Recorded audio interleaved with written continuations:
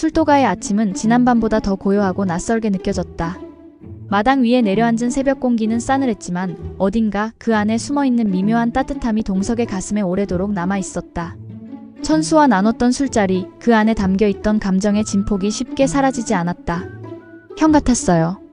천수의 그 말 한마디는 단순한 술자리의 분위기를 넘어서 누군가의 빈자리를 메꾸는 따뜻한 인정처럼 느껴졌다. 동석은 그 말을 들었을 때 말로 표현하기 어려운 무게감을 느꼈다. 이제는 단순한 외부인이 아니라 이 가족의 일원으로 자신이 어디까지 갈 수 있는지 되묻고 싶어졌다. 광숙의 곁에 있다는 것, 이 집안의 중심에 서려는 결심은 더 이상 사랑이라는 단어로만 설명할 수 없었다. 책임이라는 감정, 보호하고 싶은 마음, 그리고 함께 나이 들고 싶은 바람까지 동석은 그 모든 것을 안고 있었다. 하지만 동시에 그는 아직도 조심스러웠다. 광숙의 마음이 완전히 열리지 않았다는 걸 알기에 자신이 그 경계를 너무 빠르게 넘는 건 아닐까, 스스로 물러서야 할 순간은 아닐까 망설이고 있었다.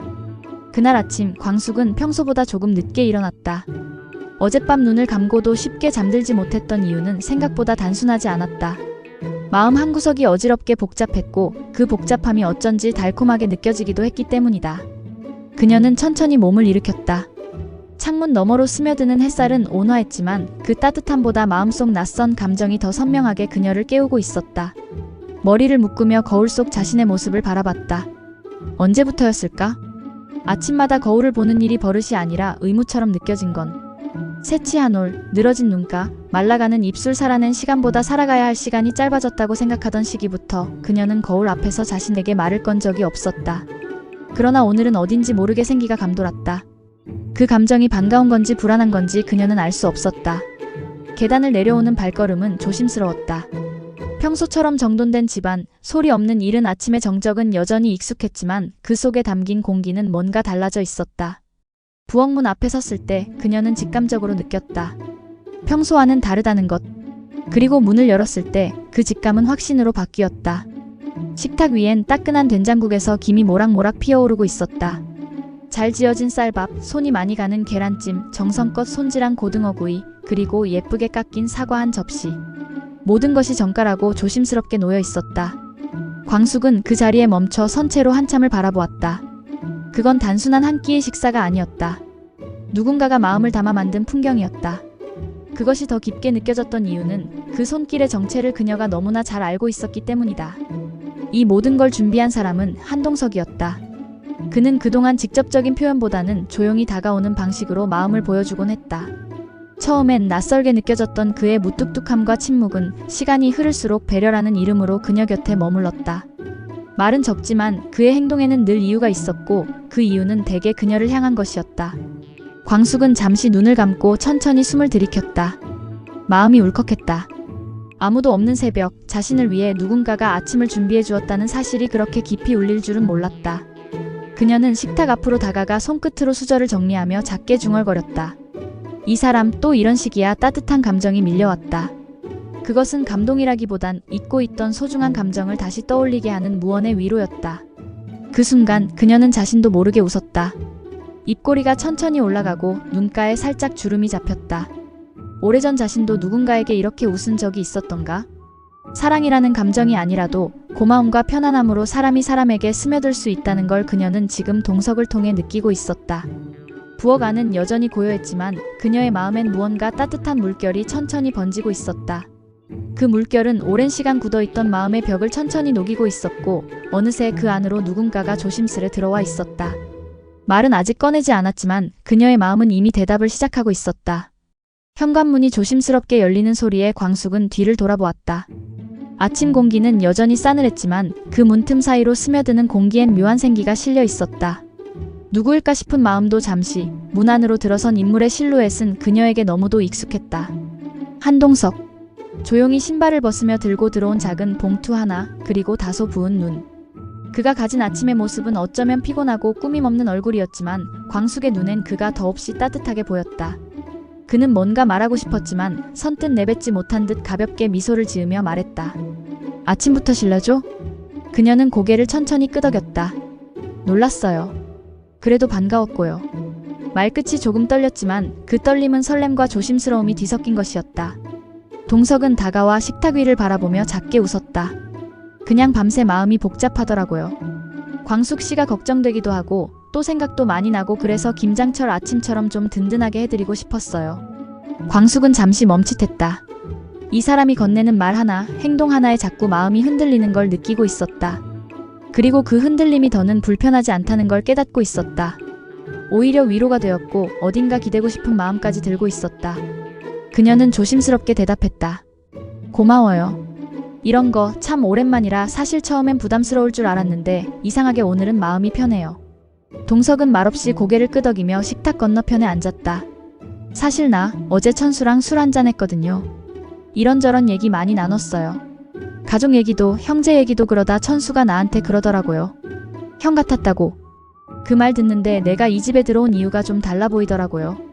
그는 그 말을 꺼내면서도 여전히 눈치를 봤다. 그녀가 부담스러워할까 걱정되었기 때문이다. 하지만 광숙은 그런 그를 정면으로 바라보며 조용히 말했다. 형 같다는 말 나도 했었어요. 속으로. 어쩌면 내가 원했던 건 누군가가 내 짐을 나눠 들어주길 바랐던 걸지도 몰라요. 그녀의 말은 더없이 담백했지만 그 안에는 많은 시간이 녹아 있었다. 외로움과 책임감 그리고 내려놓지 못했던 감정들이. 동석은 그 말을 듣고 잠시 말을 잃었다. 대신 그는 조심스럽게 손을 뻗어 그녀 앞에 놓인 사과 한 조각을 집어들며 말했다. 그럼 오늘은 그냥 저랑 같이 드셔주세요. 그거면 돼요. 그녀는 웃었다. 진심이 느껴지는 미소. 그 웃음 안엔 오래전 잃어버렸던 감정들이 조용히 깃들어 있었다. 그리고 그날 아침 그들은 아무 말 없이 같은 밥상을 나눴다. 조용한 식사. 오가는 말은 적었지만 눈빛과 숨소리, 가끔 부딪히는 수저 소리 사이로 수많은 마음이 오갔다. 식사가 끝난 후 동석은 조심스럽게 봉투를 건넸다. 이거 어제 천수랑 얘기하다가 정리한 자료예요.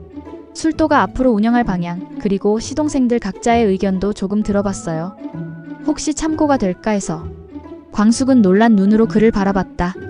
그저 잠깐의 방문인 줄 알았는데 그는 이미 그녀의 고민과 무게를 함께 짊어질 준비를 하고 있었다.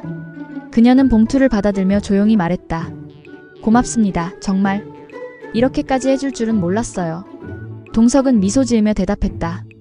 그냥 옆에 있고 싶어요. 이 집을 지키는 일이 이제 저한테도 중요한 일이거든요. 그 순간 부엌 창밖으로 햇살이 깊게 스며들었다. 따뜻한 아침, 평범한 하루의 시작.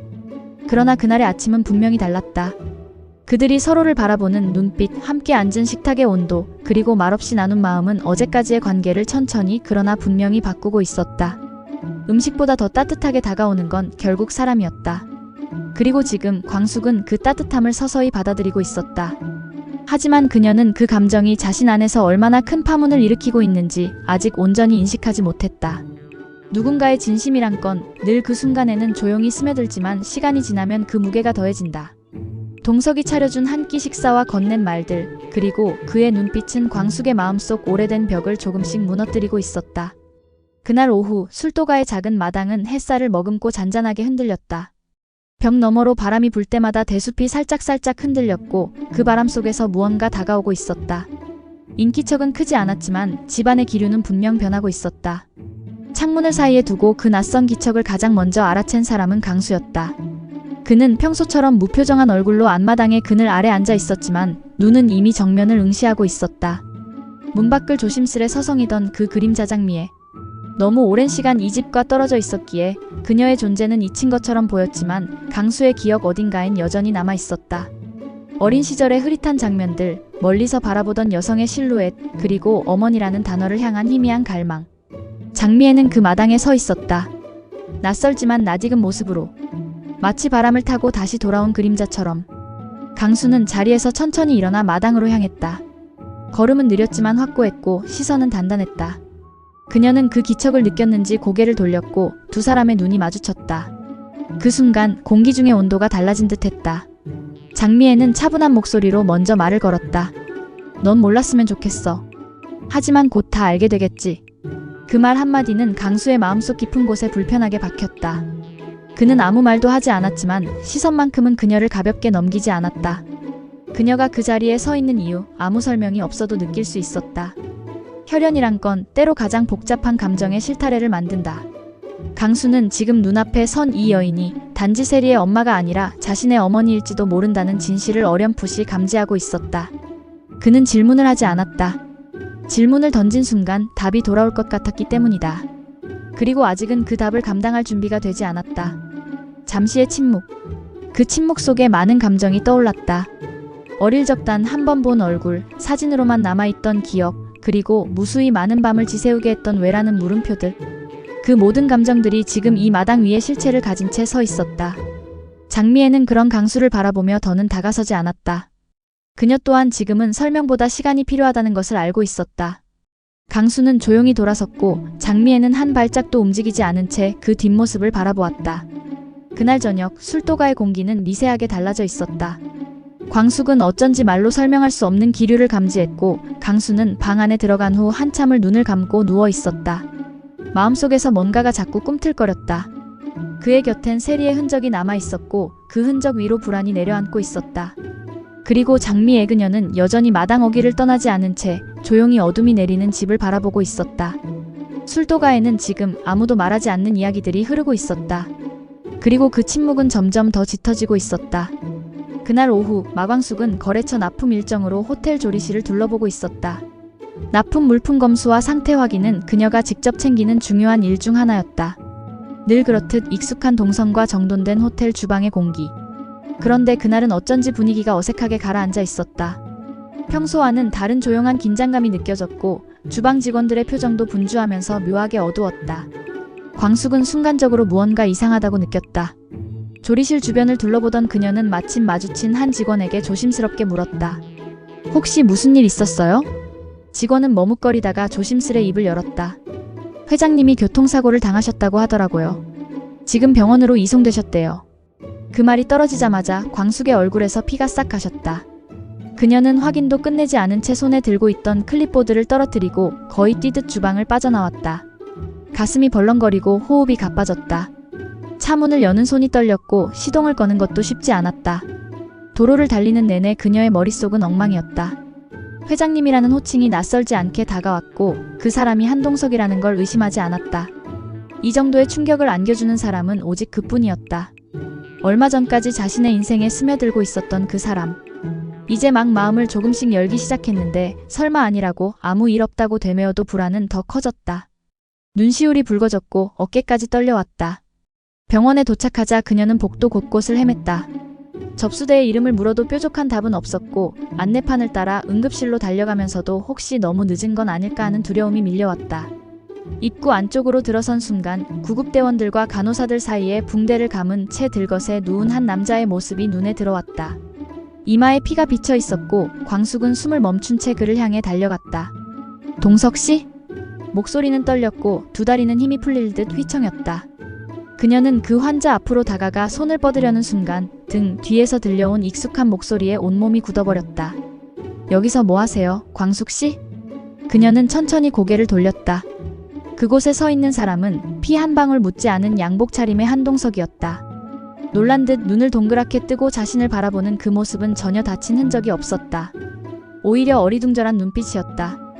그제야 그녀는 자신이 얼마나 잘못된 상상을 했는지, 얼마나 가슴을 졸였는지를 깨달았다. 안 다쳤어요? 그녀는 힘없이 묻고는 그대로 그에게 달려가 안겼다. 가슴속에 쌓였던 수많은 감정들이 그 순간 와르르 무너졌다. 놀람, 안도, 서러움, 분노, 그 모든 감정이 눈물로 터져나왔다. 동석은 당황한 채로 그녀를 품에 안았다. 그녀는 말했다. 정말 무사한 거 맞죠? 난 그쪽인 줄 알고. 동석은 광숙의 등을 천천히 다독이며 말했다. 저 괜찮아요. 놀라셨겠어요. 진짜. 그녀는 말없이 고개를 끄덕였다. 그의 가슴에 얼굴을 묻은 채 한참을 그렇게 있었다. 응급실의 소란 속에서도 그 둘만의 고요한 시간이 흘렀다. 그제야 광숙은 알았다. 이 사람이 자신에게 단순한 위로 그 이상이었음을. 그리고 자신도 모르게 그가 다칠까봐, 사라질까봐 그렇게 마음을 졸이며 뛰어왔다는 걸. 서로의 품 안에서 두 사람은 더 이상 말이 필요하지 않았다.